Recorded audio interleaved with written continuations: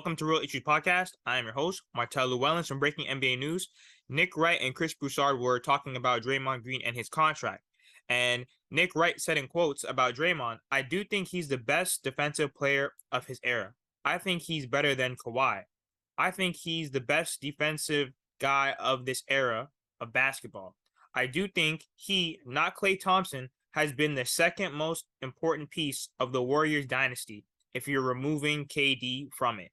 I don't understand what Nick Wright is talking about. First of all, don't get me wrong.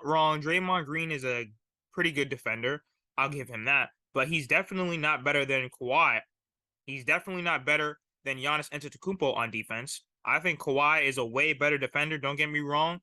Kawhi hasn't really been playing much, with all these nagging injuries that he's been getting. But overall, in terms of guarding, especially maybe 1 through 4, I think Kawhi is a way better defender than Draymond Green. Also, too, Giannis Antetokounmpo, I think he's a way better defender than Draymond Green. I don't think that, Draymond Green does a lot in terms of, yeah, he has the impact on the Golden State Warriors system. But if you were to take him to another team, I don't really think he's going to be doing much for a team because he's very limited, like on the offensive end. And this is a game where, you kind of have to do a little bit of everything in this modern day of basketball. And then he also said that I do think he, not Klay Thompson, has been the second most important piece of the Warriors dynasty. What do you mean not Klay Thompson? So then how come the Warriors didn't go to at least the playoffs last year? At least the playoffs when Klay was out. Stephen Curry was missing some time. Then Draymond Green went on the All the Smoke podcast and saying, "Oh, well, I can drop 20. I could drop 20 and 10, but I had to focus on being a leader." So how come you didn't step up? That's why I don't understand. Everybody wants to call him a Hall of Famer. And, yes, in terms of his resume, yes, he's a Hall of Famer. But then at the same time, look who he was passing to, Klay and Steph. Look at the system that he was in that he benefited from. And every single time they went to the finals or the playoffs, Klay Thompson was there. When Klay Thompson wasn't there, they didn't make the playoffs. They didn't make the finals.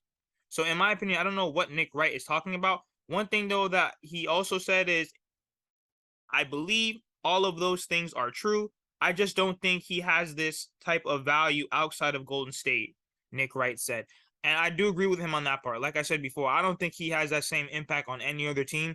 He benefited really from the system and passing to Klay Thompson and Stephen Curry. But overall, I don't think Draymond Green is a better defender than Kawhi, and I don't think he's a better defender than Giannis Antetokounmpo. Those are just two out of the whole NBA. So to say that Draymond Green is the best defensive player of this era, that's definitely not true. Let me know what you guys think. Do you guys think that Draymond is a great defender, better than Giannis, better than Kawhi, or better than some of the other defensive players of the year? Also, too, do you guys think that Draymond Green is worth that max contract? Let me know. And then one last thing. Where was Draymond Green in this NBA Finals? Steve Kerr had to take him out. Draymond Green had 18 fouls. He had more fouls than points. Also, too, he didn't help Steph Curry because we all know that Klay Thompson, he's not 110% himself. I think that this coming season, he's going to be more like himself than he's ever been before. But where was he in the NBA Finals?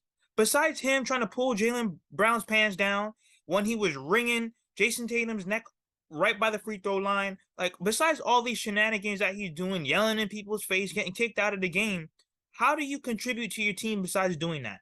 Besides screaming at Jordan Poole, besides calling KD a bitch, besides yelling in people's face and criticizing them, I don't understand how that's contributing to the game of basketball. And don't get me wrong, he's a great guy that fits the system.